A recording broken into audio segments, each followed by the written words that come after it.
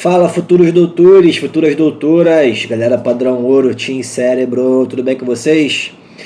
Voltamos aqui com mais um vídeo. Nosso vídeo de hoje é o primeiro vídeo sobre essa série que a gente vai fazer aí em homenagem aos 20 mil inscritos. Vocês não estão malucos, eu mudei aqui a posição do vídeo, estou gravando com o celular, porque não vai ser preciso vocês me verem no vídeo em uma resolução melhor. Sabe por quê? Porque eu vou colocar essa telinha que eu estou agora, né, para vocês me verem bem pequenininha aqui no alto do vídeo, porque o mais importante vai ser vocês olharem o que eu estou vendo aqui na tela do meu computador. Por quê? Porque a partir de hoje, desse vídeo aqui, a gente vai começar uma série especial em homenagem aos 20 mil inscritos, que vai ser qual? Biologia padrão ouro no Enem, certo? Como eu vou colocar aqui um outro vídeo no canal explicando como é que vai funcionar essa série, né? Mas pelo que vocês viram no outro vídeo, eu vou falar aqui rapidinho. Eu vou estar colocando uma vez por semana uma prova do Enem em biologia, né, na parte da natureza, totalmente resolvida, as 15 questões. Vou colocar uma prova por semana, começando com o ano passado e indo retrogradamente. A minha ideia é gravar até 2010, tá? De frente para trás. Por quê? Porque são as provas que tem mais cara com o Enem atual, beleza? Principalmente os 2 últimos anos são os mais parecidos com o novo modelo que o Enem vem se transformando. De 2010 mais para trás já fica mais diferente e aí não tem muito interesse para nós gravar aqui. Então, aproveitem. Tem uma semana para você ver esse vídeo, tirar suas dúvidas, anotar, fazer resumo que você quiser. E mais, todos os vídeos, pessoal, eu vou gravar com a prova branca, tá? Prova branca. E como vai ficar um vídeo um pouco longo, afinal são 15 questões, se você quiser ver alguma questão específica do ano, eu quero ver a questão, sei lá, 46, quero ver a questão 70, é só você ir na descrição do vídeo, porque lá vai ter o guia do tempo, vai estar lá, prova branca, ano tal, questão número tal, tempo, lalala. E aí você clica no lalala que você vai ser direcionado no vídeo diretamente para o tempo daquela questão, beleza? Visto isso, começaremos então com Enem 2016, prova normal, tá? Porque também colocaria aqui a prova do PPL, Enem PPL. Quanto mais questões fizermos, melhor. Vamos começar então? Chega de enrolação, bora pro vídeo, chama que vem. Agora eu vou ficar pequenininho no alto da telinha e você vai ver aqui justamente as questões. Então bora começar.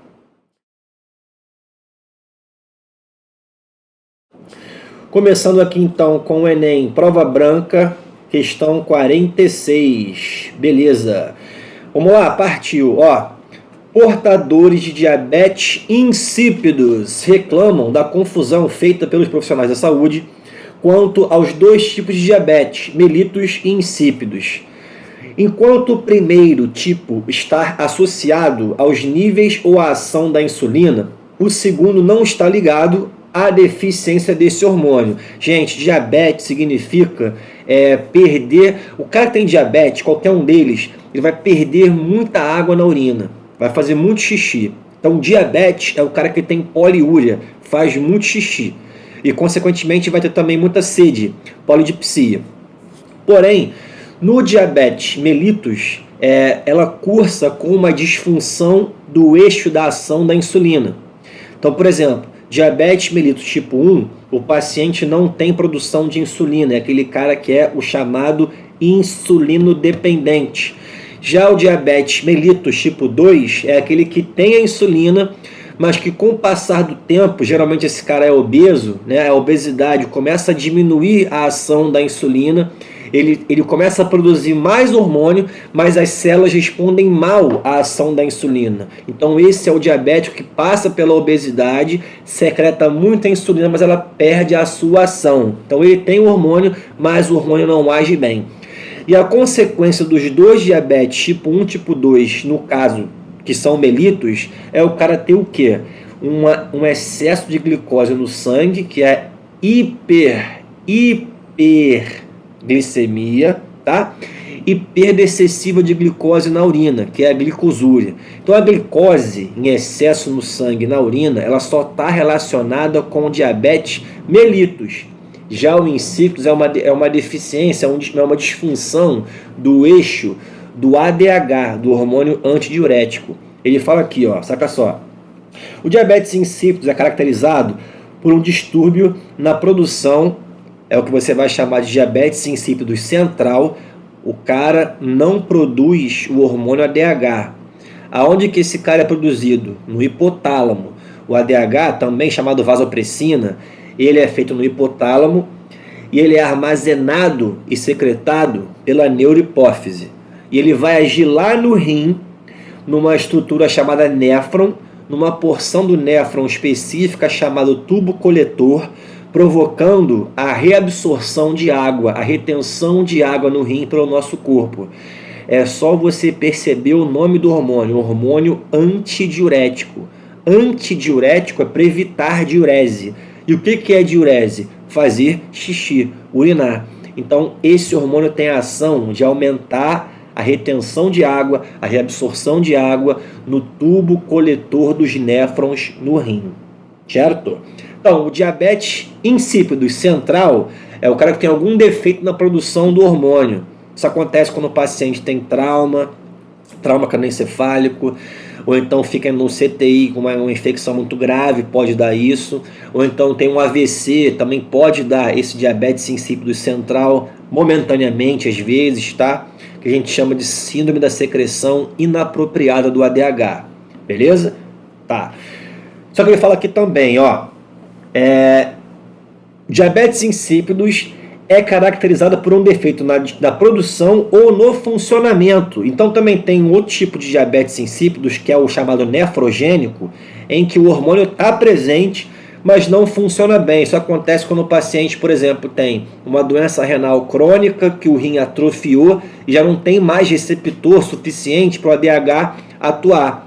Ou então teve uma infecção, uma pielonefrite, uma infecção renal grave, necrosou o rim, que perdeu também a sua funcionalidade. Então, o cara tem o hormônio, mas o hormônio não age no rim. Então, diabetes insípidos, assim como o mellitus, também tem dois tipos, mas você não vai chamar de tipo 1, tipo 2. Você vai chamar de quê? Central. Diabetes insípidos central é quando não acontece ou de modo ineficiente a produção do ADH, e nefrogênico é quando o cara produz o ADH, secreta o hormônio, mas o rim não responde bem. Certo? Nos dois casos, a reabsorção de água vai estar comprometida. Olha o que ele fala aqui, ó. Secretado pela neurohipófise, olha aqui, ó, pela neurohipófise, para controlar a reabsorção de água pelos túbulos renais. Ih, até tirei o negócio aqui. Ó, túbulos renais, especificamente o tubo coletor. Beleza. Tendo em vista o papel funcional do ADH, qual é o sintoma clássico de um paciente acometido por diabetes insípidos? Letra A. Alta taxa de glicose. Glicose tem a ver com o quê? Diabetes mellitus. Então, ó, sai. Essa aqui está fora. Aumento da pressão arterial. Pelo contrário. Então, o erro aqui é no aumento. É uma queda, porque o cara vai perder volume de sangue. Se ele perde volume de sangue, a pressão arterial tende a cair. Tá? A pressão arterial é proporcional ao volume de água no sangue. Ganho de massa corporal. Viajou aqui, usou drogas pesadas, tóxicos e viajou, nada a ver. Anemia crônica. Não, quer dizer, aí cuidado. Anemia crônica não tem uma relação direta com diabetes insípido, então a princípio não. Mas, num caso que um paciente tem um diabetes insípidos nefrogênico, tá? Onde o problema é no rim, ele tem, por exemplo, uma doença renal crônica, onde o rim está muito atrofiado, ele pode ter uma anemia. Mas por quê? Porque o rim atrofiado reduz a produção de um hormônio chamado eritropoetina, que é um hormônio que produz hemácia, estimula a produção de hemácia na medula óssea. Então, nesse caso, ele pode ter um diabetes insípidos nefrogênico relacionado com anemia crônica. Mas esse é o sintoma clássico? Não. Qual é o sintoma clássico? É a desidratação. Desidratação porque ele perde o quê? Porque ele perde o quê? Água na urina, beleza? Gabarito padrão ouro, então, letra E, certo? Show de bola! Então a primeira já foi. Segura, bora pro próximo. Chama que vem. Vamos para outra aqui. Próxima questão, questão 49. Vamos lá. Apesar da grande diversidade biológica, a hipótese que a vida na Terra tenha tido uma única origem comum é aceita pela comunidade científica. Então, por mais que a gente tenha zilhões de espécies, a vida é monofilética. A gente veio de um único ancestral comum. Por quê? Porque existem características que são compartilhadas por todos os seres vivos, desde bactéria até mamífero. Geral compartilha. Por exemplo, consumo de glicose para a produção de energia, a glicólise, e síntese proteica pelos ribossomos. Aí você pode falar assim, reprodução sexuada. Não. Tem vários seres vivos que não fazem reprodução sexuada. Certo? Tem ser que só faz a sexuada. Por exemplo, protozoários, giardia, só faz a sexuada. E bactéria? Não, bactéria pode fazer conjugação, que é um tipo de reprodução sexuada. Tá? Então vamos continuar a questão aqui. Beleza, então existem características que qualquer ser vivo compartilha. Tá? Qualquer ser vivo, desde bactéria, que é unicelular, até um animal multicelular que você conheça. Muito bem. Uma evidência que apoia essa hipótese é a observação de processos biológicos comuns a todos os seres vivos atualmente existentes. Um exemplo de tal processo então você tem que marcar aqui, da letra A à letra E, qual processo que está aqui é comum a qualquer ser vivo, desde bactéria, que é unicelular, procarionte, até um humano. Então tá. Letra A. O desenvolvimento embrionário é comum a qualquer ser vivo? Claro que não, né? Claro que não. Isso não está presente em protozoário, isso não está presente em bactéria, não está presente em algas microscópicas, tá? Em planta tem a parte embrionária, um pouco primitiva, mas tem, animal tem, bem desenvolvida, tá? Então, mas o A não pode, porque bactéria, por exemplo, não tem isso. Reprodução sexuada, cuidado, tem vários seres que não fazem sexo, tá? São seres tristes, beleza? Então também não pode. Respiração aeróbia, também não pode. Isso aqui não é comum a todos os seres vivos. E os anaeróbios? Os anaeróbios são seres vivos, mas não fazem aeróbia, então não pode ser. Excreção urinária, tá errado. Isso aqui só está presente em quem tem sistema excretor, quem tem rim, quem tem bexiga. Tem animal que não tem isso, por exemplo. Porífero não tem, quinidária não tem. Então tem vários seres vivos que não têm sistema excretor. Então não é algo comum. Agora, o que é comum a qualquer ser vivo? Eu falei aqui duas coisas, tá? O que é comum a qualquer ser vivo é consumo de glicose para fazer energia, glicólise, isso é comum. Todos os seres fazem, tá? E também síntese proteica por meio do ribossomo. Então, com a resposta aqui nossa, síntese proteica, gabarito padrão ouro, letra E. Matamos mais uma aqui, estamos humilhando. Beleza. Próxima questão aqui, 54, chama que vem. Vambora. Questão 54, segura aí, time. Partiu com tudo. Tomando aqui o pré-treino. Vou malhar violentamente. Questão 54, hein? Vambora. Partiu. O Brasil possui um grande número de espécies distintas entre animais, vegetais e micro-organismos. Legal.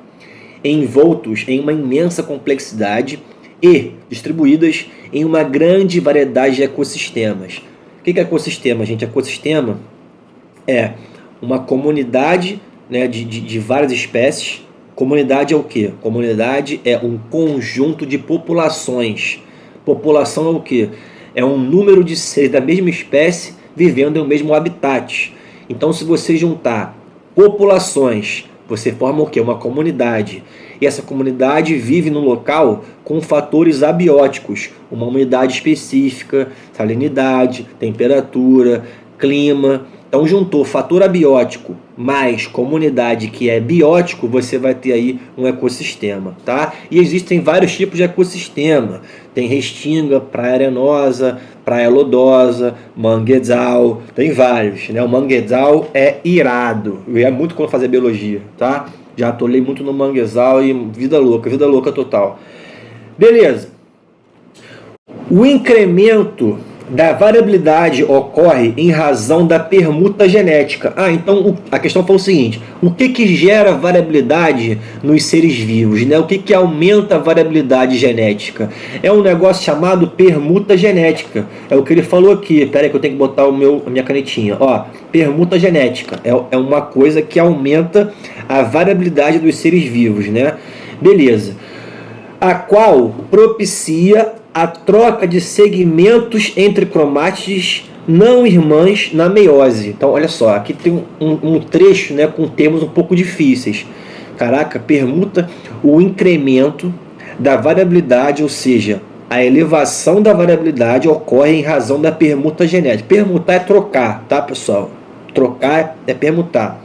A qual propicia, ou seja, causa, facilita a troca de segmentos, troca de pedaços, segmentos, entre cromátides não irmãs na meiose. Primeira coisa, o que é cromátide?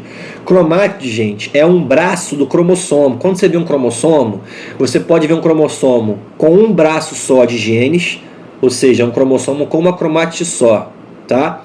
Ou você pode ver um cromossomo com duas cromátides, dois braços. Vou colocar a imagem aqui. Então vou colocar agora uma imagem com um cromossomo com uma cromátide só, tá? Um braço só de genes. E agora um cromossomo com duas cromátides irmãs. Só que um detalhe, as cromátides irmãs, elas são cópias, são idênticas, têm os mesmos genes, tá? Só que na questão ele falou aqui que essa permuta, essa troca de genes, acontece entre cromátides não irmãs. Ou seja, entre dois cromossomos que têm genes diferentes. São genes diferentes, mas que influenciam nas mesmas características. Que cromossomos são esses? São chamados cromossomos homólogos. Então, esse fenômeno de permuta genética, que consiste em quê? Na troca de fragmentos de cromátides não irmãs entre cromossomos homólogos, ele é um processo que você conhece muito bem, eu tenho certeza. Como? Já falou aí que eu sei. Crossing over, né? Então é o crossing over. Ele está falando do crossing over. É mesmo, né? É o processo de troca daqueles pedacinhos das cromátides não irmãs. É isso mesmo. Para que serve o crossing over?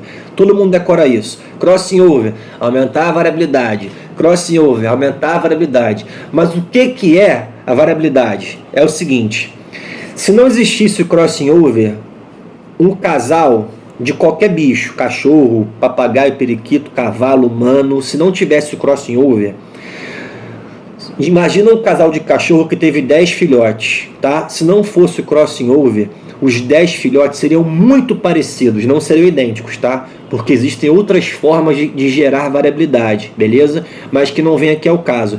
Mas se não fosse o crossing over, os 10 filhotes seriam muito parecidos. Aí você pergunta assim: pô, Bruno, e daí? Qual o problema?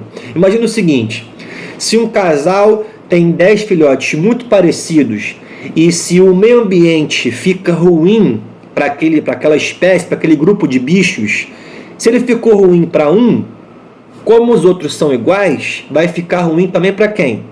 Para todos. Ou seja, a baixa variabilidade ela pode ser vantajosa se o ambiente for favorável, porque se for bom para um, se o resto é igual, vai ser bom para todos. Mas se o ambiente passa a ser desfavorável, a baixa variabilidade é ruim. Então, por isso que é importante um casal, quando cruza e gera gameta por meiose, aumentar a quantidade de diferenças de genes existentes no gameta. Por quê? Porque quando isso acontece, os filhotes de um mesmo casal, eles vêm com fenótipos diferentes, ou seja, aumenta-se a variabilidade. E aí, caso o meio ambiente mude e a seleção natural venha acontecer, ela vai acabar selecionando aquele que tem o melhor fenótipo. E aquele que tem o melhor fenótipo é aquele que está mais adaptado. Ou seja, o que ele falou aqui, o crossing over, aumenta a variabilidade e isso proporciona a formação de vários fenótipos, filhos de um mesmo casal, e caso o meio ambiente mude e a seleção natural atue, ela vai selecionar aquele que está mais adaptado. Se fosse ruim para um, ia ser ruim para geral, e aí você iria extinguir, por exemplo, uma espécie, beleza? Então a importância desse processo é uma importância na evolução, na seleção natural, beleza? Muito bem, espero que vocês tenham compreendido a importância maior do crossing over, tá? Bom, essa troca de segmentos, né? O crossing over, que consiste na troca de segmentos de cromátides não irmãs na meiose, é determinante em que? Vamos lá. Produção de indivíduos mais férteis. Não. O fato do indivíduo ser fértil ou não, isso não tem a ver com o gene embaralhar, isso não tem a ver com o crossing over, tá? Ele pode ser mais fértil ou menos fértil, independente do crossing over, tá? Então não tem a ver não. Transmissão de novas características adquiridas, também está errado. Por quê? Porque o crossing over, o que ele fala aqui, ele só vai embaralhar características já existentes. E mais um detalhe, característica que o indivíduo adquire ao longo da vida, isso é passado para a próxima geração? Imagina eu que sou branquelo, começa a me queimar loucamente no sol, eu vou ficar negão, o meu filho vai nascer com uma morenice a mais? Não, né? Porque o que eu adquiro ao longo da vida não é passado via gameta, beleza? Então também não pode ser, independente do crossing over, tá? Letra C, ó, essa troca de segmentos, o crossing over, é determinante na recombinação genética, ou seja, vai embaralhar os genes na formação dos gametas, exatamente. Né? O crossing over acontece na meiose, né? E o crossing over consiste em quê? Embaralhar os genes para formar gametas com diferentes conjuntos genéticos, para que quando esses gametas se encontrem, a prole formada tenha uma grande variabilidade de fenótipos. É isso que é o crossing over, a importância dele, tá? Letra D, qual é o erro aqui? Então, C, o gabarito padrão ouro. Letra D, qual é o erro? Ó, ocorrência de mutações. No crossing não tem mutação, o crossing só embaralha o que já existe, então já está errado. Variação na quantidade de cromossomos, totalmente errado, né? O crossing não vai aumentar ou diminuir a quantidade de cromossomos, só vai embaralhar genes que já existem, certo? Então, uma questão aqui conceitual, mas um pouco mais difícil aqui, com vários conceitos importantes e com várias pegadinhas com termos parecidos. Se liga aí na rataria, beleza? Letra C, partiu, é nóis, vamos que vamos, chama que vem, let's bora.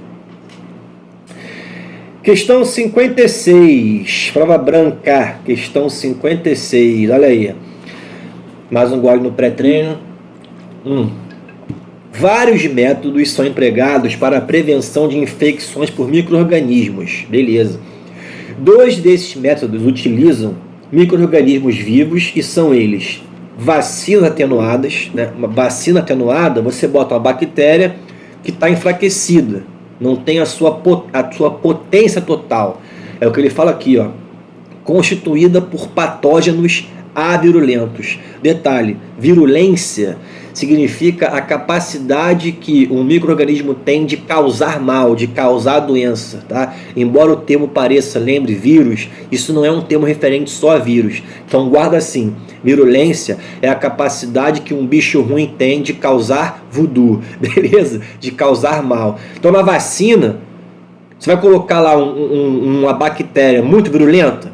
Não. Você vai colocar uma bactéria atenuada, pouco virulenta, tá? Para não deixar o cara doente, e sim fazer com que ele crie anticorpos para ficar imunizado, certo? Então na vacina você quer colocar no vacinado micro-organismos com baixa virulência para que o indivíduo crie anticorpos e ganhe a chamada memória imunológica, para que ele não fique doente posteriormente.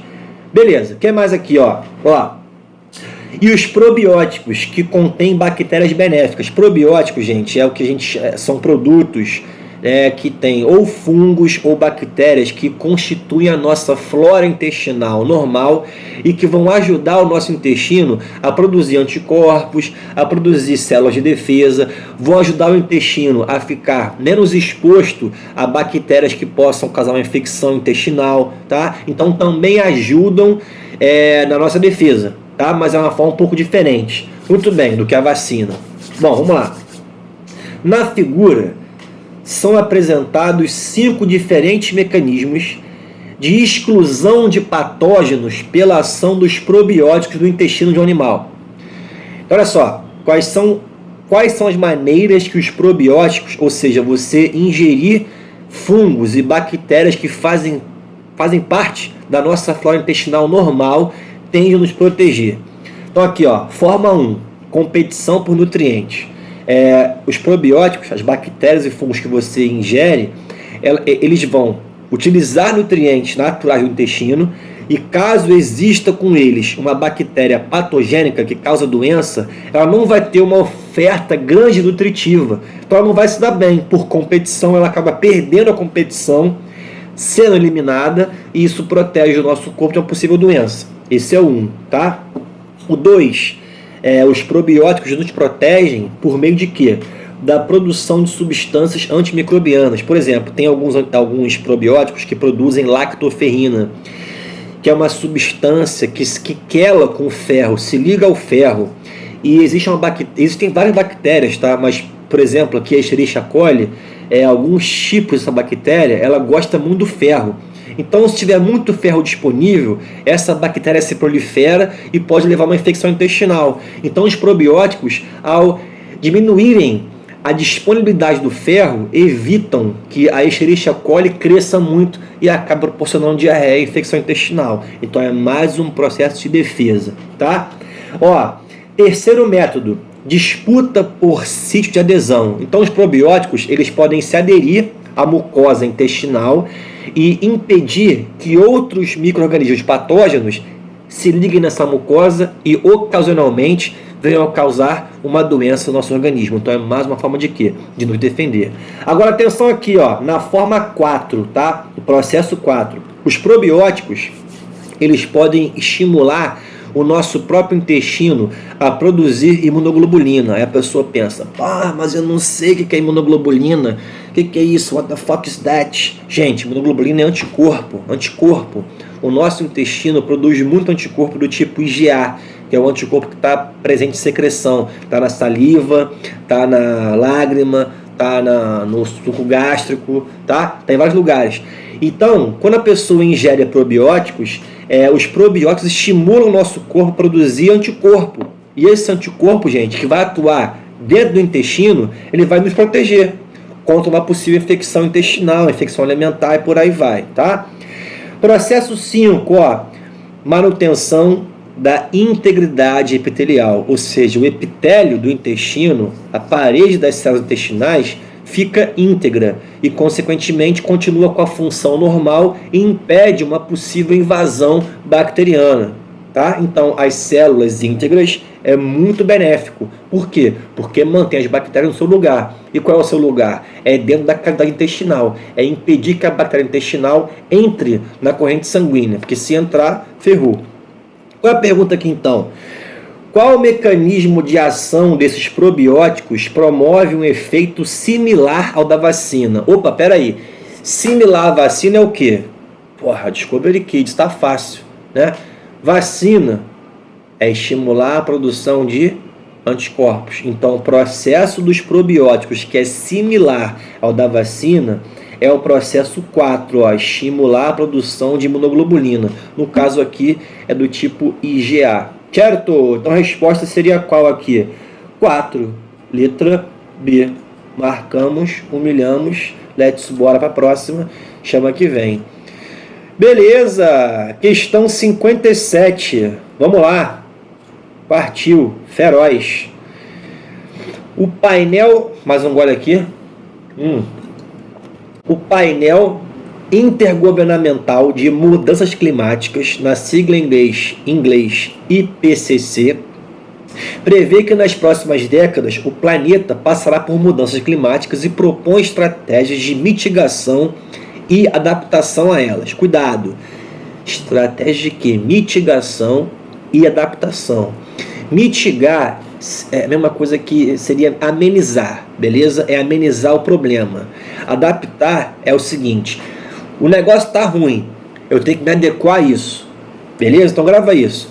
Estratégia de mitigar é você amenizar o problema. Adaptar é você se adequar ao que está ruim, beleza? E vai continuar sendo, tá? Então vamos lá. As estratégias de mitigação, olha lá, são direcionadas a a causa dessas mudanças, procurando, atenção, reduzir a concentração de gases do efeito estufa, que são o CO2 e o metano, certo? CO2 e o metano têm capacidade de potencializar o efeito estufa na atmosfera. Por sua vez, segura aqui, as estratégias de adaptação são direcionadas aos efeitos da mudança, procurando preparar os sistemas humanos às mudanças climáticas já em andamento, de modo a reduzir os efeitos negativos. Então, olha só, mitigação, eu vou procurar reduzir ou a eliminação ou a concentração dos gases estufa, CO2 e metano. Então, por exemplo, reflorestando para captar CO2, evitando desmatar para evitar, para diminuir, evitar diminuir a taxa fotossintética, usando energias,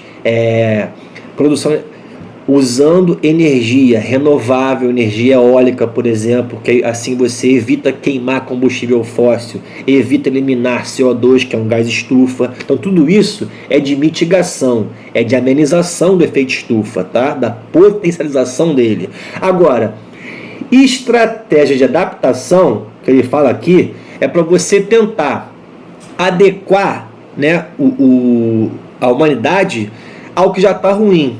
Um exemplo aqui, tá? Que não tem a ver com a questão. Eu moro numa região que tem terremoto. Então eu tenho que ter uma engenharia civil de modo a construir prédios que, se o solo tremer, o prédio não desaba.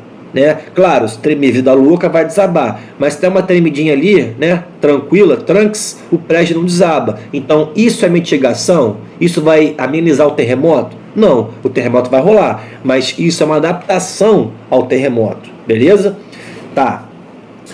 Considerando as informações do texto, do texto, qual ação representa uma estratégia de adaptação? Ou seja, a coisa está ruim e eu tenho que me virar para viver nesse lugar, tá? Então não é reduzir, não é amenizar, é me adaptar ao efeito estufa. Então tá. Construção de usina eólica. Usina eólica seria o quê? Uma fonte de energia sem ser queima de combustível fóssil, renovável. Isso aqui é adaptação? Não, isso aqui é mitigação, para você evitar a produção de CO2. Então não se encaixa com a adaptação, o que ele quer. Tratamento de resíduo sólido, ou seja, por exemplo, resíduos de lixo orgânico. Se você começar a acumular lixo orgânico e rolar uma decomposição anaeróbia, você vai produzir metano, que é um gás estufa. Então, tratar resíduo sólido seria uma forma de amenizar o efeito estufa e não é adaptar. Aumento da eficiência dos veículos. Um veículo mais eficiente é um veículo que produz menor quantidade de CO2 quando faz a queima da gasolina ou do álcool. Então, isso não é adaptar, isso é mitigar. Adoção de agricultura sustentável de baixo carbono. Isso também é amenizar, porque baixo carbono é uma agricultura que produz menor quantidade de CO2. Então ela iria amenizar o efeito estufa. Então não é adaptação. Então qual é a resposta aqui? Letra E de novo. Letra E, criação de diques de contenção em região costeira. Efeito estufa pode gerar mais chuva, pode ter uma enchente e o dique vai evitar que essa enchente aumente o nível da água e comece a invadir a região costeira. Ou seja, isso aqui é uma estratégia de quê? Adaptação. Não vai melhorar o efeito estufa, mas vai adaptar aquela sociedade, aquela população a um prejuízo que essa mudança de climática proporcionou. Certo? Beleza? Muito bem. Vamos seguir. Demorou. Estamos aonde agora? Estamos na questão 62, galera. Partiu com tudo. Mais um gole no pré-treino. Tô pilhadão. Vou malhar com tudo, hein? Pilhadão pra fazer questão e malhar com tudo depois. Vambora. Let's bora. Chama que vem. Aquece. Questão 62. Recentemente, um estudo feito em campos de trigo mostrou que níveis elevados de dióxido de carbono na atmosfera, atenção agora, olha a rataria aqui, prejudicam a absorção de nitrato pelas plantas. Deixa eu escrever aqui o nitrato, ó, NO3, o 3 ficou maravilhoso, né? O 3 padrão ouro, NO3 menos. Gente, para que uma planta quer o nitrato? A planta quer o nitrato, ela absorve na raiz nitrato para poder ganhar nitrogênio. Ela quer o nitrogênio. E para que uma planta, por exemplo, quer nitrogênio? Para conseguir criar matéria orgânica nitrogenada. Ah, Bruno, não ajudou. Um exemplo. Se uma planta fizer fotossíntese, ela vai criar glicose, certo? E na glicose, como é carboidrato, qual é a constituição atômica da glicose? Quais são os átomos que compõem a glicose? Show! Qualquer carboidrato, qualquer não, tá? Mas grande parte dos carboidratos, a composição é show. O que é show? Carbono, hidrogênio, oxigênio. A planta vai precisar de nitrato para fazer carboidrato? Se a constituição é show? Não. Então ela pode pegar, por exemplo, a fotossíntese, criar glicose, e a partir da glicose construir outros, frutose, galactose, sacarose, amido e por aí vai. Então o nitrato do solo não é importante para a planta criar açúcares, beleza? Porra, Bruno, então o nitrato vai ser importante para quê? Para criar matéria orgânica nitrogenada. Estamos falando de quem? Estamos falando de proteína, aminoácido, né? E também de nucleotídeo. Caraca, sério, nucleotídeo? Pois é. Por quê? Porque nucleotídeo tem a constituição. Na sua constituição tem um radical fosfato. O que mais? Uma pentose, que é um açúcar, e tem a base nitrogenada. E a base nitrogenada, que pode ser adenina, timina, guanina, citosina, uracila, a base nitrogenada, ela é rica em qual nutriente? Qual elemento? Nitrogênio. Então, quando uma planta absorve do solo nitrato ou ureia, ela quer o nitrogênio para fazer o quê? Base nitrogenada dos nucleotídeos e, consequentemente, ácido nucleico, DNA, RNA, tá? ATP, e aminoácido e, consequentemente, proteína. Ah, Bruno, qual é a constituição atômica dos aminoácidos? Grava isso. Chon. Por que Chon? Carbono, hidrogênio, oxigênio e quem? Semana que vem. Nitrogênio, tá? Então, beleza. Olha só. A questão falou que os níveis atmosféricos elevados de CO2 prejudicam a absorção de nitrato pelas plantas. Fagocita a informação. Consequentemente, a qualidade nutricional desses alimentos, de uma batata que a pessoa vai comer, a cenoura, sei lá, pode diminuir à medida que os níveis de óxido de carbono na atmosfera atingirem as estimativas para as próximas décadas. Então a questão falou que se começar a subir loucamente o CO2, as plantas vão captar menor quantidade de nitrato e, consequentemente, ficarão nutricionalmente mais pobres. Porra, mas em qual nutriente? Qual nutriente essa planta vai ficar mais pobre? É carboidrato? É vitamina? É lipídio? É proteína? É o quê? Vamos saber. Vai lá. Nesse contexto, a qualidade nutricional do grão de trigo será modificada primariamente pela redução de quê? Amido. O que é o amido? É um carboidrato. E carboidrato com a composição show, carbono, hidrogênio e oxigênio. Então, se uma planta não absorver nitrato ou absorver menos, a produção de amido será prejudicada? A resposta é não, porque não tem nitrogênio. Frutose, mais um carboidrato, show também, então não afeta. Lipídio, composição de lipídio, também é show, tá? Carbono, hidrogênio e oxigênio. Com exceção dos fosfolipídios, porque aí vai ser o quê? Chope, olha que maravilha, chope, carbono, hidrogênio, oxigênio e fósforo. Não é o caso aqui. A questão falou de quê? Nitrogênio. Então lipídio vai sair na moral. Celulose, mais um carboidrato, não afeta. Proteína, a nossa resposta, só dá letra E nessa parada. Resposta letra E. Por quê? Gente, proteína. Qual é a composição atômica? Chon, carbono, hidrogênio, oxigênio e quem? Nitrogênio. Se a planta não absorver nitrato, ela vai ficar pobre em nitrogênio, consequentemente não consegue criar aminoácido e posteriormente não consegue criar proteínas, tá? Então será um milho nutricionalmente mais pobre em proteínas. Certo? Beleza, bora pro próximo. Chama que vem. Segura aí. Qual é a próxima agora? A vegetação apresenta adaptações ao ambiente, como plantas arbóreas e arbustivas com raízes que se expandem horizontalmente. Grava isso. Raízes que se expandem horizontalmente. Tá lá. Então não é verticalmente. Permitindo forte ancoragem no substrato lamacento. Pô, então isso aqui é uma planta que tem que se adaptar a um solo que é mole, né? Raiz, gente, é feita para quê? Absorver e sustentar a planta, né? Já viu uma árvore gigante com uma raizinha michuruca? Não, senão a árvore tomba.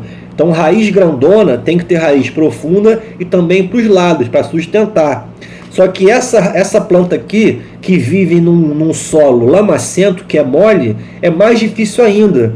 Então ela tem que ser muito mais horizontal, tem que se expandir muito mais para conseguir sustentar a planta naquele substrato, já que ele é mole, para não cair. Tá, o que mais? Raízes que se expandem verticalmente por causa da baixa oxigenação do solo. Então, peraí. Raiz que se expande verticalmente pode ser para cima ou para baixo, né? Se ele fala que o solo é pobre em oxigênio, essa raiz aqui que se expande verticalmente é para cima. É uma raiz que tem uma parte aérea, que fica para cima do solo para aumentar a respiração. Tá? Isso aqui é típico de um ambiente que o solo é muito pobre em oxigênio e esse pedacinho de raiz que fica para fora a gente chama de pneumatóforo. Ah, Bruno, que ambiente é esse? Se eu falar, vou te dar a resposta agora. Então aguenta aí. Então, olha só, grava. É um ambiente que tem solo lamacento. É um ambiente que tem solo pobre em oxigênio porque as partículas são muito finas do grão. Como são muito finas, essas partículas do grão do solo, do grão de areia, ficam muito próximas e aí a água escoa pouco entre elas e acaba subindo quando a maré sobe. E aí fica um substrato, fica lamacento. E além disso, como as partículas são muito próximas, além da água não escoar, também não consegue entrar o oxigênio. Daí um solo mais anaeróbio. Beleza? Olha a rataria aí. Seguindo. Essas plantas, além disso, também têm folhas que têm glândulas para eliminar o excesso de sais. Então essa planta vive num lugar que tem alta salinidade. Caraca, eu tô sabendo que negócio é esse, né? Substrato consolidado. Desculpa. Lamacento.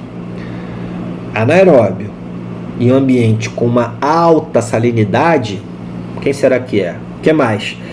Pode apresentar cutícula espessa. Cutícula é uma camadinha de lipídio que fica por cima das folhas, tá? Na epiderme superior, que é um cerídeo. E cerídeo, como é lipídio, é apolar. Essa camada, ela dificulta a perda de água, tá? A desidratação da folha no ambiente que é quente, tá? Então, plantas que estão em ambiente quente tem cutícula espessa. Cutícula é a camada de cera.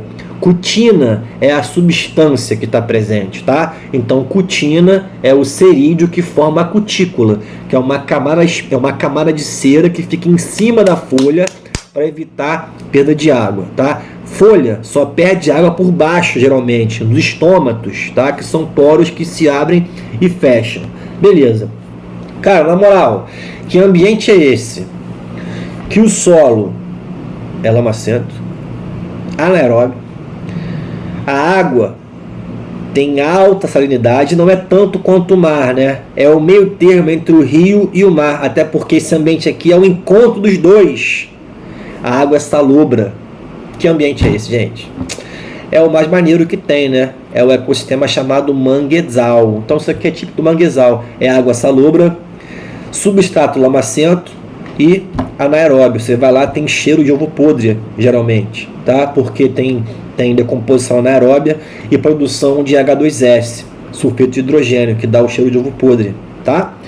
Deixa eu mostrar a foto aqui de uma planta que é típica de lá, que é a que ele fala aqui, que é a Rhizophora mangli. Repara na imagem aí, ó, Rhizophora mangli. Olha a raiz dela, tá? Raízes aéreas. É bom para trepar. Quando eu fui no manguezal pela biologia, várias vezes, a gente só ia no meio do manguezal por cima das rizóforas. Muito maneiro. E era cada tombo que, na moral. Mas aí, o solo é molinho, não tem problema não, tá? Só quando tem área movediça, aí o bagulho fica tenso. Resposta então, letra D. Chama que vem. Bora pro próximo. Beleza. Vamos lá. E agora? Questão 66. Os ecossistemas degradados por intensa atividade agrícola apresentam geralmente diminuição de sua diversidade. Então olha só. Ecossistema degradado por atividade agrícola, o cara vai começar a plantar uma espécie só e desmata o que era original. Então ele vai remover espécies originais, uma floresta, por exemplo, e vai replantar. Ah, mas ele replanta, Bruno, mas ele replanta uma espécie só, que é só que ele quer cultivar. Então, mesmo replantando, reflorestando, isso gera um impacto, tá? Isso reduz a estabilidade do ecossistema, reduz diversidade e reduz quantidade também de matéria orgânica do solo. Então isso empobrece aquela região, tá? Então se liga. Ecossistemas degradados por atividade agrícola apresentam geralmente diminuição de sua diversidade e consequentemente perde o quê? Estabilidade, é claro. Nesse contexto, atenção agora, o uso integrado de árvores aos sistemas agrícolas, o que ele chama de quê? Sistema agroflorestal. Então ele vai cultivar, por exemplo, sei lá, cana, ele vai colocar cana intercalando com o quê? Com alguma outra árvore, tá? Para fazer um impacto minimamente possível. Não colocar só cana, senão seria maior o impacto, tá? Pode cumprir um papel inovador ao buscar acelerar o processo sucessional, ou seja, ele vai acelerar aquela regeneração daquele ecossistema. Se você colocar só a cana, ia ser mais difícil aquele ambiente regenerar e conseguir chegar a uma atividade produtiva máxima, beleza? Uma taxa fotossintética máxima. E ao mesmo tempo, uma produção escalonada e diversificada. Então ele pode, por exemplo, colocar uma árvore de maior porte para produzir algum tipo de fruto, tá? E pode colocar, por exemplo, cana para produzir o tipo de produto. Então ele pode intercalar. Com isso, ele tem duas produções, tá? E gera um menor impacto ambiental. Por quê? Porque ele deixa o ambiente menos instável, tá? Ele não diminui tanto a diversidade, beleza? E também não diminui tanto a produção de matéria orgânica. Essa é a vantagem da atividade aqui, ó, agroflorestal. Certo? Beleza. Essa é uma estratégia de conciliação entre a recuperação ambiental agrícola, pois, letra A, substitui gradualmente as espécies cultiváveis por espécies arbóreas. Não, ele não vai substituir, ele vai colocar ao mesmo tempo, tá? É junto, então não é uma troca não. Intensifica, cuidado, intensifica a fertilização do solo com o uso de técnicas apropriadas e biocidas. Não, ele não quer usar biocida, ele não quer usar agrotóxico, nada disso, nada artificial. Então ele quer sim deixar o solo mais fértil, mas por reduzir o impacto gerado se você colocasse só, por exemplo, cana, tá? Ele não quer usar nada artificial, nenhum biocida, nenhum agrotóxico, beleza? Letra C, promover maior diversidade de vida no solo com o aumento da matéria orgânica. Por quê? Como você tem um ambiente com mais espécies diferentes, tem uma espécie arbórea e uma espécie, sei lá, com menor porte, tá? Você quer aumentar a diversidade de seres naquele solo, deixar o ambiente menos instável, porque assim você acaba proporcionando uma produção de matéria orgânica um pouco maior, caso ficasse só a cana, por exemplo. E com isso o ambiente fica menos instável, ele sofre menos. Essa é a nossa resposta. Esse é o gabarito padrão ouro. Beleza. Favorece a dispersão das sementes cultivadas pela fauna residente na área florestal. Olha só, na verdade, quando você coloca esse método agroflorestal, isso não garante à pessoa que a fauna existente vai continuar existindo. Então a dispersão de sementes pode acontecer ou não, não é garantido. Então, não é resposta, não serve pra gente, tá? Letra E. Cria condições para o estabelecimento de espécies pioneiras com a diminuição da insolação sobre o solo. Se você coloca espécie arbórea junto com uma outra espécie, a espécie arbórea, o que ela faz? Ela sim vai reduzir a insolação no solo. Beleza, tá certo. Só que espécie pioneira, gente, é espécie que aguenta muito sol. Por exemplo, briófita, por exemplo, líquen. Isso aqui são espécies que você coloca, por exemplo, quando você quer começar um ambiente que não tem nenhuma mata. É aquela espécie que você vai colocar naquela região que recebe muito sol e que vai conseguir crescer naquele ambiente. É o que você quer aqui?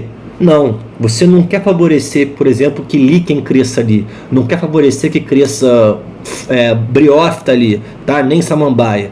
Quer favorecer o quê? Que você continue com aquela produção agrícola num ambiente mais sustentável, tá? Então, não queremos que espécies pioneiras se proliferem, então também está errado. Resposta, letra C. Galera, estamos continuando aqui então. Let's bora. Cara, o vídeo dá trabalho, então curte esse negócio aí, compartilha, se inscreve, tá? Ah, Bruno, tá muito grande o vídeo. Eu sei que tá grande, vai ficar grande mesmo. Você não escolheu medicina? Então, se não aguenta, não se envolve. Let's bora, vê com calma, vê um pouquinho cada dia, vê 2 questões, 3 por dia. E vamos que vamos, beleza? Mas é isso aí. Vambora. Semana que vem tem mais. Questão 70. A figura ilustra o movimento da seiva xilêmica em uma planta. Caraca, nunca ouvi falar em seiva xilêmica. Mas você já ouviu falar de xilema, né? Pelo amor de Deus, pelo amor de Alá, já. É a seiva bruta, né, gente? Seiva bruta é aquele fluido composto por água e sais minerais que as plantas transportam no xilema.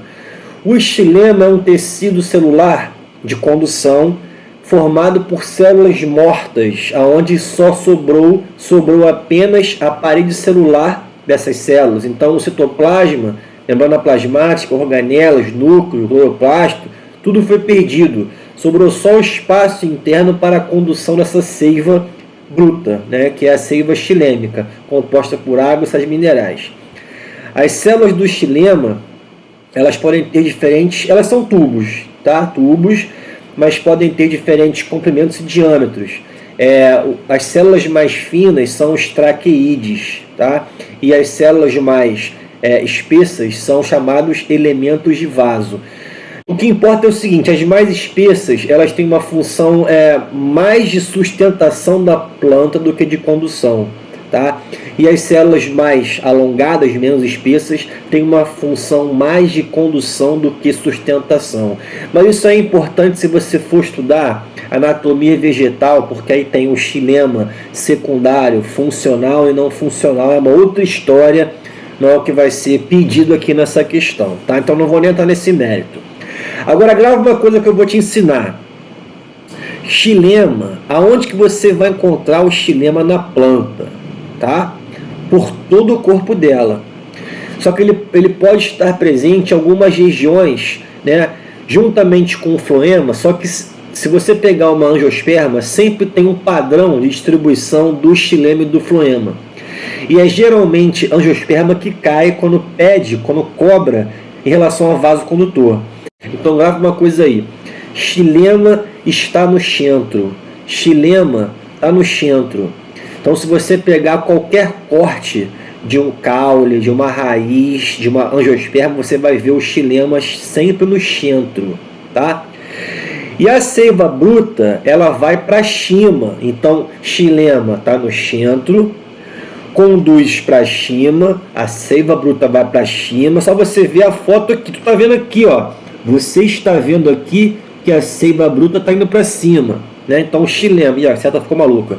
Xilema está no centro, vai para cima, conduz para cima, e quando chega na folha, o xilema fica em cima. Então, se eu fizesse aqui, só apontasse o xilema, ele estaria aqui, ó, na setinha que eu estou apontando, tá? Ele está mais para cima se você fizer um corte dos vasos condutores na folha. Então, resumindo, o xilema está no centro, conduz para cima e na folha fica em cima, beleza? E o floema? O floema está sempre para fora, floema está para fora, floema está para fora. Conduz para baixo, nem sempre. Então, pode conduzir para baixo, para a raiz, mas também pode conduzir para cima. Então, depende. Então, o floema não tem um padrão, beleza? Floema está para fora, tá? Nos vasos condutores.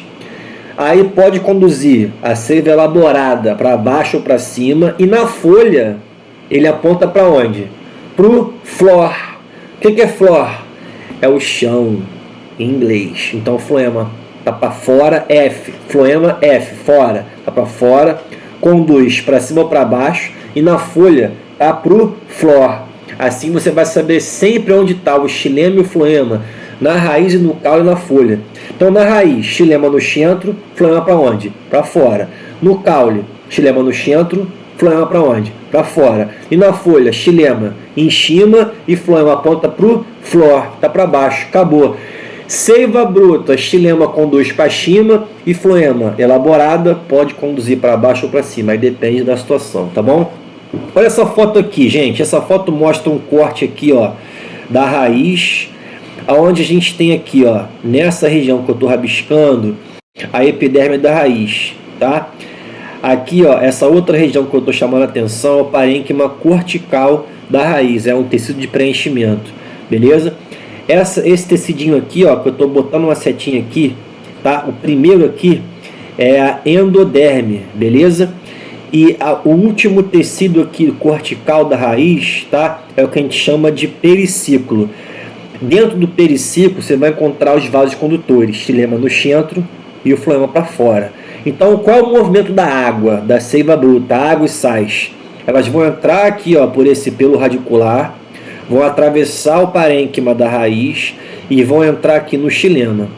E depois a seiva bruta vai para onde? Vai para cima, não é? Olha lá, vai passar pelo caule e aí quando chegar na folha, ela vai chegar pelo xilema, que fica em cima, e aí, deixa eu apagar essa seta aqui, tá? O que vai acontecer? A água e os sais vão sair do xilema, e vão cair aqui nas células da folha. Como que eles fazem isso? Qual é a força que atrai essa água que vem lá da raiz para chegar lá em cima na folha? É o seguinte, geralmente aqui numa folha, numa região aqui, ó, nessa região aqui, que é na epiderme inferior da folha, a gente tem alguns poros, né, na planta, que são os estômatos. Os estômatos, quando estão abertos, eles perdem água, tá, por transpiração. A planta está transpirando, ela sua, né, entre aspas, assim como nós.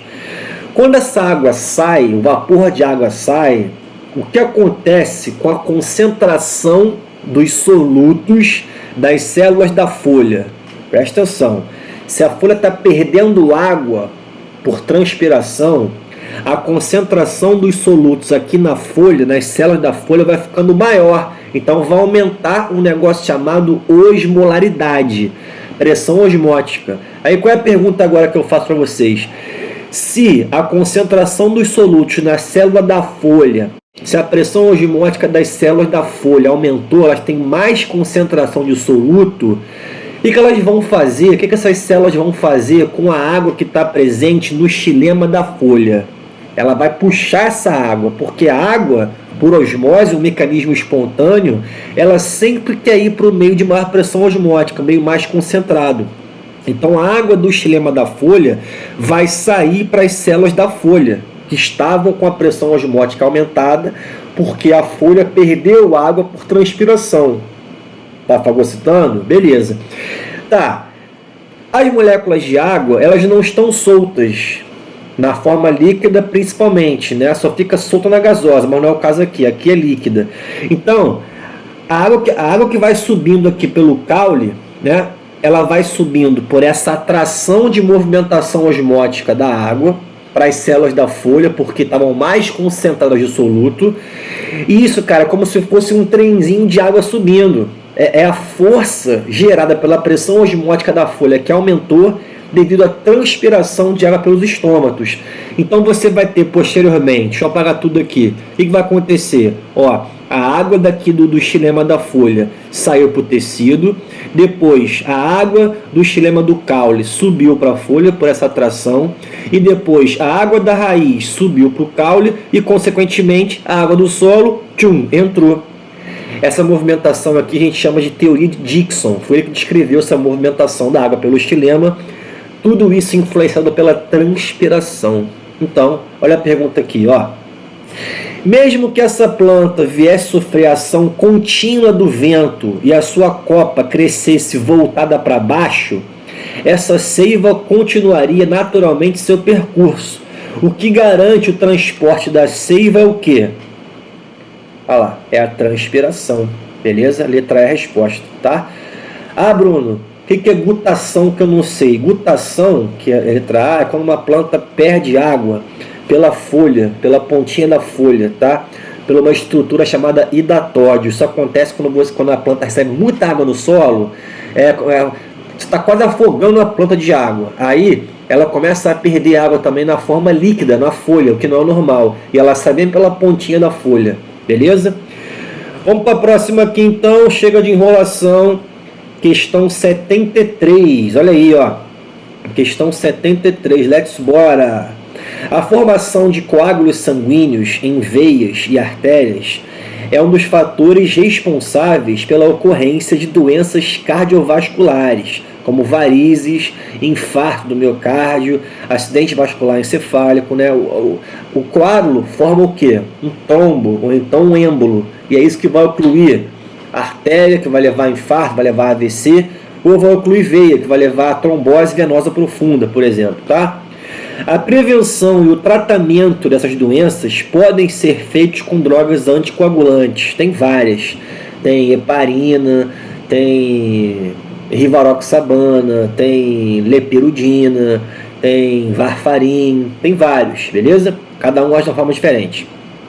Mas também pode ser feito prevenção sem ser com droga. Pode ser feito, por exemplo, com medidas pneumáticas, algumas máquinas que ficam na perna da pessoa, na perna e na coxa, apertando, né, o músculo para poder estimular a circulação do sangue. Mas beleza. A indústria farmacêutica estimula a pesquisa de toxinas animais com essa propriedade. Que propriedade? Propriedade anticoagulante. Por exemplo, aqui, esse remédio que eu falei aqui, a lepirudina, ele tem esse nome porque ele é derivado de uma substância da sanguessuga, que é da classe dos hirudíneos do filo anelídeo. Então, para homenagear a classe hirudíneo, né, a substância, um dos derivados da substância da sanguessuga, chamou-se lepirudina. Então, a sanguessuga, quando ela morde a pessoa, ela fica liberando uma substância anticoagulante para poder ter o sangue sempre saindo se alimentando, né? E aí, a indústria farmacêutica se aproveitou dessa propriedade e criou um remédio que é usado para tratar pacientes que veio da sanguessuga. Olha que bizarro, beleza? Anticoagulante. Bom, vamos lá. Considerando as adaptações relacionadas aos hábitos alimentares, os animais adequados para esse propósito da pesquisa são... Olha só, peraí que deu tilt aqui nessa figura, deixa eu abrir de novo. Olha só a questão e tem atenção. Ele quer pegar um animal que tem um hábito alimentar que eu possa aproveitar para pegar alguma substância que esse animal produz que é anticoagulante, porque eu quero explorar essa substância para usar como terapia de doenças que tem formação de coágulo. Beleza. Que animal, que grupo de animal e que tipo de alimentação possibilita eu explorar esse animal porque eu tenho mais chance de encontrar uma produção de substância anticoagulante? É um molusco fitófago que come fitoplâncton? Cara, o fitoplâncton nem tem sangue, então ele não tem nenhuma relação desse molusco fitófago com a produção de substância anticoagulante. Então ele está fora de cogitação, não vou estudar esse animal. Está fora, rala. B, mosca saprófaga. Mosca saprófaga que vai comer dejeto, fezes. Também não tem sangue, não me interessa. Pássaros carnívoros. Bom, carnívoro como? Depende, né? É um pássaro que vai chupar sangue? Nem existe isso. É um pássaro que vai comer direto a minhoca? Se ele vai comer a minhoca toda, não tem por que ele liberar uma substância anticoagulante. Então, não vai se encaixar. Morcego, calma. A pessoa, morcego chupa sangue. Mas ele é frugívoro, então ele vai comer fruta. Então, não importa pra gente, tá errado. Mosquito hematófago, por exemplo, Aedes aegypti, né? A fêmea, ela vai lá, pica o indivíduo, coloca a probóscide, que é a parte bucal, num vaso sanguíneo, numa veia, e libera uma substância anticoagulante para manter o fluxo do sangue saindo para ela se alimentar. Então esse animal seria um exemplo, um mosquito hematófago, que se alimenta de sangue, um animal que eu poderia estudar para tentar extrair dele uma substância anticoagulante e usar como terapia farmacológica. É a nossa resposta, letra E. E só dá E nessa bagaça. Vamos que o bagulho tá doido. Questão 75, vamos lá. Um pesquisador investigou o papel da predação por peixes na densidade e tamanho das presas. Então olha só, predação de peixes na densidade e tamanho da presa, tá? Como um possível controle de populações de espécies. Claro, né, se eu tenho um peixe que vai predar alguém, ele vai evitar que aquela espécie que ele preda comece a se multiplicar, proliferar loucamente, tá? Isso você encontra, pessoal, em cadeias alimentares. Na cadeia alimentar, cada indivíduo que preda o outro, ele vai exercer um fator de controle populacional. Isso é normal. Beleza. Populações de espécies exóticas em costões rochosos, tá? Uma região de praia litorânea, né? Praia arenosa, litorânea. Claro, né? Praia não pode ser no interior, mas enfim. Você tem ali um peixe que ele quer estudar e ver quem ele vai estar se alimentando e controlando a população. Então tá. No experimento, o pesquisador colocou uma tela sobre uma área de comunidade. Lembra a comunidade que é? A comunidade a gente falou aqui já hoje, né? É um conjunto de quê? De populações. População é um grupo de seres da mesma espécie. Tá lá. Impedindo o acesso do peixe ao alimento. Então olha só, tem uma tela aqui, né? Aqui em cima está o peixe, embaixo tem um monte de alimento. Bom, o que a gente pode imaginar com isso? Aquele alimento, tá? Que é presa direta do peixe, a tendência vai ser a densidade populacional dessa presa aumentar ou descer? Aumentar, né? Porque se o peixe tem uma tela que impede dele alcançar o alimento, não tem quem prede esse alimento. Então, o alimento do peixe vai começar a se proliferar mais. Como não tem quem o mate, quem o prede, ele vai aumentar a sua população e, consequentemente, sua densidade populacional, sua densidade pop. Vamos embora. Só que a gente não sabe quem é, né? Quem é esse alimento. Então, vamos lá. O quadro apresenta os resultados encontrados após 15 dias de experimento. Então, deu tempo dessas presas, ou da presa, que a gente não sabe quem é, se multiplicar e, consequentemente, aumentar a densidade de indivíduos. Então, vamos lá. Área com tela. Área sem tela. E agora, qual é o segredo? O segredo é o seguinte. A área com tela, os peixes não alcançaram o alimento. A área sem tela, os peixes alcançaram. Então, na área com tela, aquele grupo de seres que teve uma população com densidade maior do que a área sem tela, mostra que houve um crescimento da população porque o peixe não predou.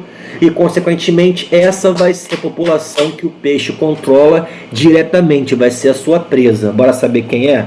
Vamos lá. Alga. Área com tela, 100.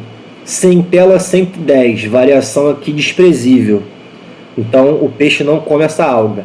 Craca, que é um crustáceo aí, tá? Que fica preso na pedra. Área com tela, 300. Área sem tela, 150. 150. Metade. Se liga aí, tá? Mexilhão, 300. Com tela. Área sem tela, 200. Pô, então aí. Esse peixe está com cara que ele come o quê? Craca e mexilhão. Mexilhão, né, é um molusco bivalve, tá? Assídia, que é um cordado, né, é difícil explicar o que é uma assídia. Procura no Google aí, gente. Mas a assídia é um cordado primitivo, beleza? Mas o que importa é o seguinte: área com tela 55, área sem tela 58. Então a assídia, esse peixe, não gosta desse bicho aí não. Bom, o que a gente pode concluir até agora? Tá com cara que esse peixe come craca e come mexilhão. Porque na área com tela, olha lá, craca tem 300, sem tela 150, muito menos porque o peixe comeu. Mexilhão, área com tela 380, sem tela 200, tem menos por quê? Porque o peixe comeu também, né? Beleza, eu tô fazendo droga aqui com essa foto. Mas enfim, vamos seguir. Vamos para as questões. O pesquisador concluiu corretamente que os peixes controlam a densidade dos ou das algas. Não, nem variou. Cracas, predando especialmente animais pequenos. Bom, tá certo isso? Olha lá. Craca, predando especialmente animais pequenos. E aí? Vamos guardar essa daqui então? Vamos guardar. O peixe preda, olha lá, controla a densidade dos mexilhões, predando especialmente animais pequenos. E aí? Caraca, e agora, Bruno? Eu vou de B ou vou de C? Calma que tem uma rataria aqui, vida louca, violenta, de arrepiar o pâncreas, que eu vou te dar o caminho do sucesso. Aguenta. Então, ó, segura aí, B ou C. Letra D, ó, os peixes controlam as 4 espécies. Não, tá? Então, rala.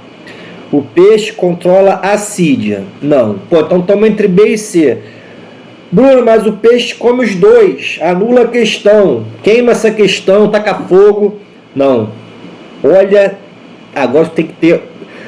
Lembra do beijo do ventrículo esquerdo? Agora você tem que ter ódio no ventrículo esquerdo. Porque para você conseguir matar essa questão, cara, é rataria extrema só com ódio no coração. Então saca só. Olha só, gente, o peixe, ele come as cracas. Beleza. Mas também come os mexilhões. Agora, nosso próximo passo é saber o seguinte, cara. Qual é o tamanho dos indivíduos que esse peixe prefere?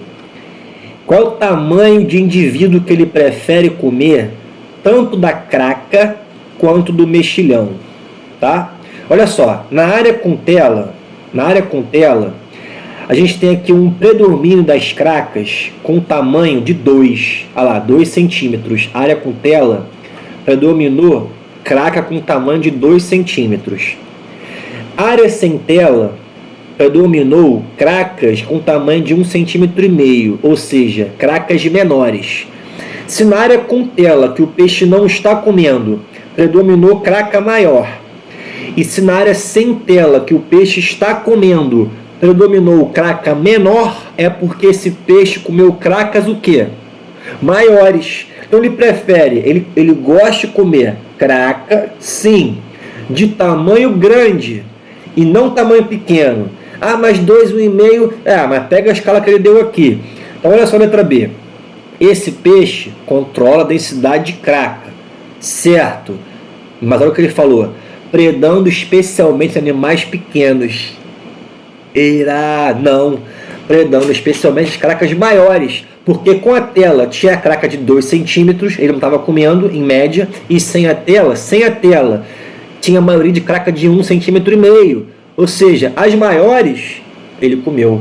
Então olha aqui a letra C, ele controla os mexilhões, sim, predando especialmente animais pequenos. Sobrou essa é a resposta. Vamos confirmar ali. Olha só, área com tela, tamanho do mexilhão 3 centímetros, ó, 3 centímetros, área com tela, beleza? Área sem tela, tamanho do mexilhão 6. Então se sem tela tem mexilhão maior do que com tela, ele está comendo os mexilhões menores. Matamos, letra C então. Essa aqui é vida louca, hein? Pagou, citou aí? Chama que vem. Let's bora. Ih, caraca, cadê aqui o negócio? Cadê?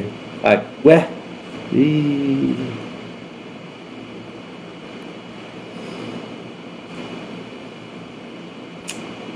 Tá merda.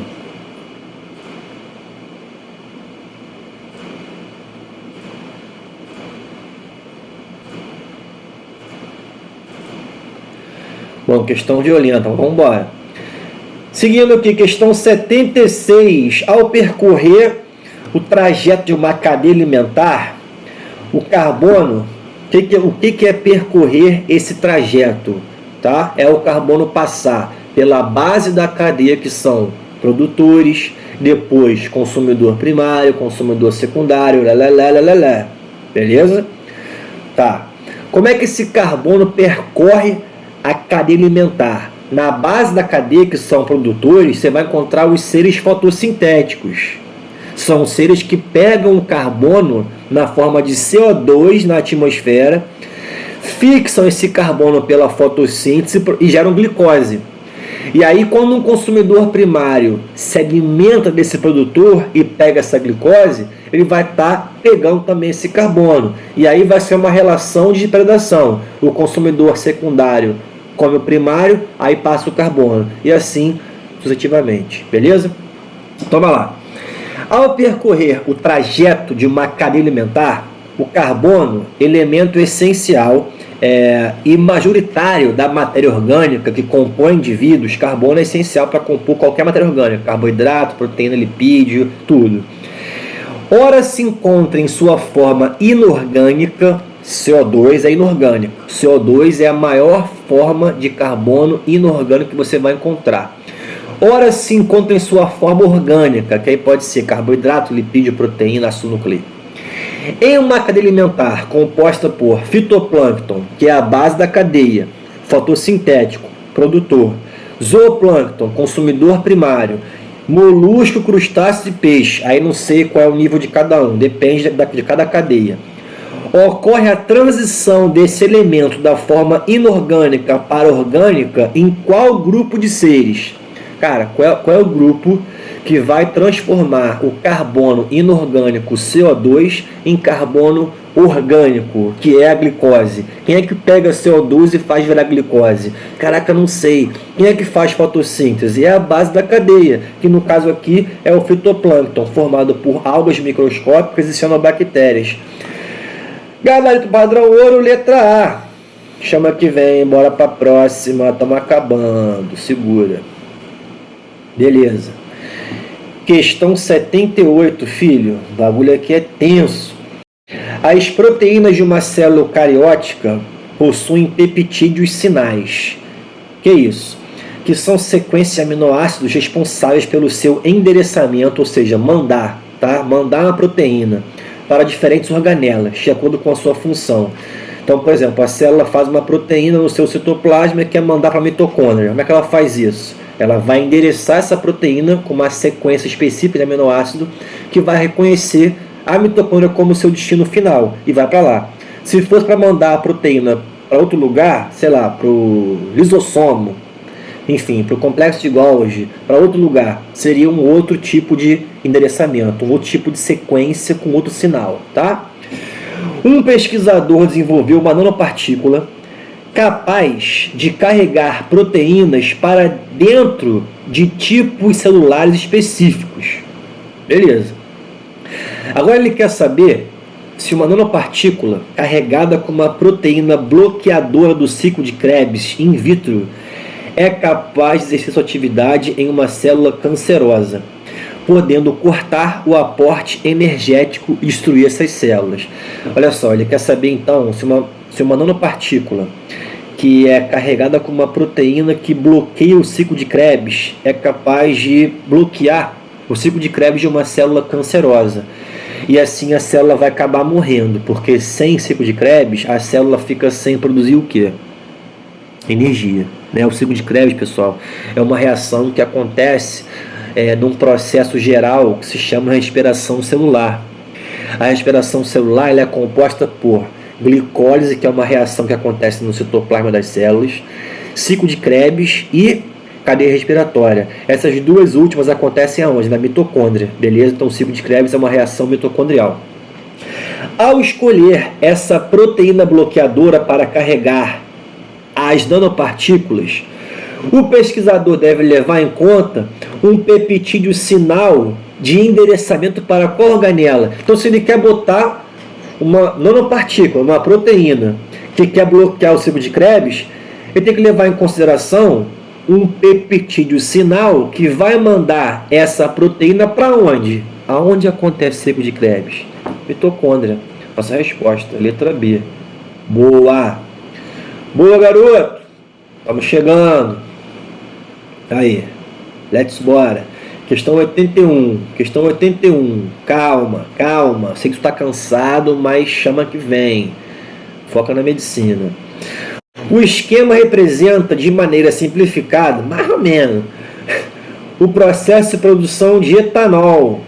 Coisa muito importante na nossa vida, né? Cerveja, vodka, por aí vai. Tô brincando, só cerveja e vodka. Tá, um vinhozinho de vez em quando, né? Utilizando o milho como matéria-prima. Gente, milho é o quê? É a fonte de amido, né? Amido é um polissacarídeo. Para fazer álcool a partir do polissacarídeo do milho, a gente tem duas etapas aí, importantes.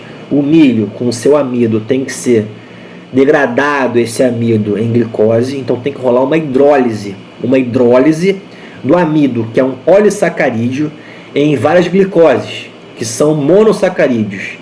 E aí, cada glicose tem que sofrer o quê?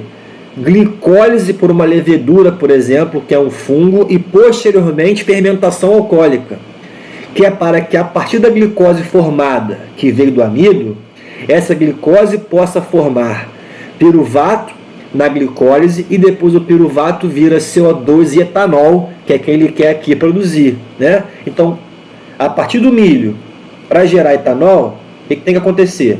Amido do milho sofrer hidrólise, e aí esse polissacarídeo vai gerar glicoses, que são monossacarídeos. A glicose sofrer glicólise e gerar ácido pirúvico, e o ácido pirúvico sofrer o quê? Fermentação alcoólica, gerando etanol e CO2. Foi! Olha aqui, ó, milho, amido, vai sofrer o quê? Hidrólise. O que gerou aqui no meio? Glicose. A glicose sofreu o quê? Fermentação. Pela ação de quem? Ó, levedura, um fungo unicelular. Produziu o quê? CO2 e etanol, que é o que importa para o processo aqui, né? O etanol mais importante. A etapa de hidrólise na produção de etanol, olha aqui a hidrólise, ó, é essa aqui.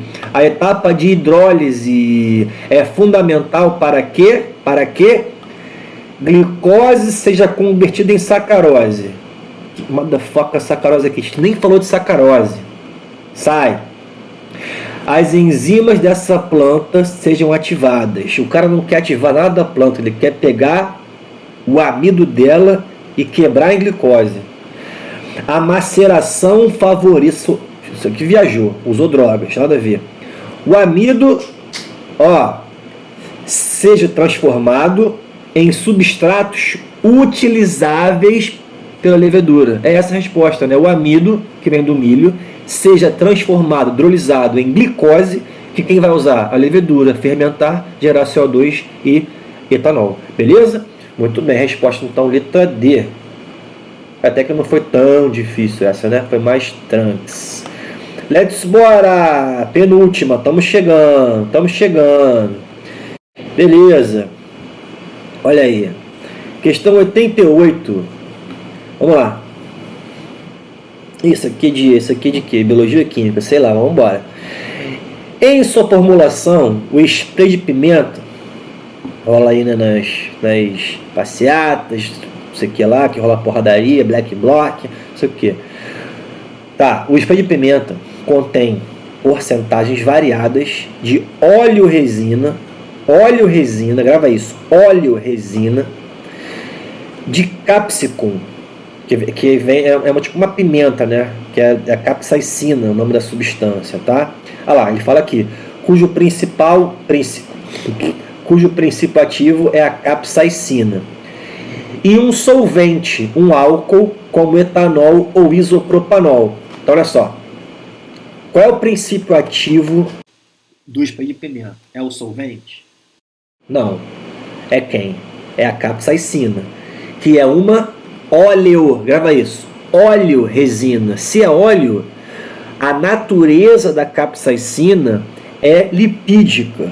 Se é lipídica, a substância ela é mais apolar do que polar. Ela tende a ter menos cargas, tá bom? Guarda isso. Em contato com os olhos, L ou via respiratória, a capsaicina estimula a inflamação que gera uma sensação de dor e ardor. O cara tem dificuldade de respirar, começa a lacrimejar e aí fica com a vista embaçada, tá? Levando a quê? A uma cegueira temporária. O processo é desencadeado pela liberação de neuropeptídeos da terminação nervosa. Aí, motherfucker, whatever. Vamos embora. Agora vai. Quando a pessoa é atingida por um spray de pimenta, nos olhos ou na pele, a lavagem com água. Vai lavar com água. Vai lavar com o quê? Vai lavar com benzeno? Não, vai lavar com água. A lavagem da região atingida com água, olha lá, é ineficaz. Então, tomei spray de pimenta. Lavar com o olho, lavar com o olho é água não. Lavar com água, o olho é ineficaz. É ineficaz para remover a capsaicina. Por quê, gente? Porque a capsaicina é uma óleo resina. E daí? Se ela é óleo resina, ela é um lipídio. Se é um lipídio, é apolar. Se eu jogar água, que é polar, vai ter interação? Não. Se não tem interação, a água não consegue lavar a capsaicina e ela continua permanecendo no olho. Então não adianta, tá? Continua a arder mesmo lavando com água. Bom, então a lavagem é ineficaz porque a reação de etanol com água libera calor. Nada a ver. Tem a ver com o quê? Com solubilidade, beleza? A solubilidade do princípio ativo da capsaicina em água é muito baixa, dificultando sua remoção. É essa a resposta. É solubilidade baixa porque a capsaicina, como é lipídio, é apolar. E a água, por ser polar, não consegue interagir bem, não consegue solubilizar bem. Beleza. Isso aqui acho que é de química, né? Mas vamos embora, vamos com tudo, chama que vem. Vamos lá, última, questão 90. Fechamos! A coleta de fezes dos animais domésticos em sacolas plásticas e o seu descarte em lixeira convencional podem criar condições de degradação, vulgo, decomposição, tá? Anota aí. Deixa eu botar aqui o lapisinho padrão ouro, ó. Colocar fezes em saco fechado gera condição de decomposição. Pode pensar assim, tá? Que geram produtos prejudiciais ao ambiente. Olha aqui. Olha o desenho. O cara pega o cocôzinho do bicho, bota num saco fechado, joga na lixeira e aí você tem aqui, ó, um negocinho saindo com um desenho assim torto. Isso aqui é o que? É um gás. Decomposição de matéria orgânica em ambiente fechado, vulgo em anaerobiose, gera que gás? Gera metano. E o metano vai ser prejudicial por quê? Porque ele é um gás estufa, é um gás stuff. A figura 2 ilustra o projeto do Park, desenvolvido em Cambridge, nos Estados Unidos, em que as fezes de animais domésticos são recolhidas em sacolas biodegradáveis, então vai ser decomposta, e jogada em um biodigestor. Biodigestor é para fazer justamente isso, é para estimular a decomposição anaeróbia, só que esse metano formado não vai ser lançado no ar, porque ele é um gás estufa. Ele vai ser canalizado para ser usado como combustível, porque ele é um combustível, né? Você pode fazer uma combustão do metano, beleza? Muito bem, olha aqui então, ó. E os produtos são utilizados em equipamento no próprio parque. Então você vê aqui na foto, que eu acabei de zoar aqui, deixa eu abrir de novo, você vê o que na imagem, ó? Você vê que tem o cara pegando o cocôzinho de novo, tá? Pegou o cocôzinho, colocou num plástico, que agora é degradável, e colocou aqui num biodigestor. E a partir daí tem um fiozinho aqui quase invisível, que é para pegar esse metano e servir de combustível para quê? Para acender aqui o poste e iluminar aquela região, tá? Então, uma inovação desse projeto é possibilitar o quê? Letra A, queima de gás metano. Foi o que foi? Beleza. Então, pessoal, terminamos aqui. Gente, eu sei que deu trabalho fazer esse vídeo, então curte, pelo amor de Deus, compartilha, se inscreve no canal, espero que ajude vocês. Semana que vem vai ter outro vídeo, Enem 2016, tá? Segunda aplicação, semana que vem. Então espero que tenham gostado, espero que ajude vocês. E um último recado, chora agora, reaprovado. Se não aguenta, não se envolve. Esse vídeo mostrou isso. Semana que vem. Um beijo do fundo do ventrículo esquerdo. Nos vemos aonde? Nos plantões, por aí. Tchau.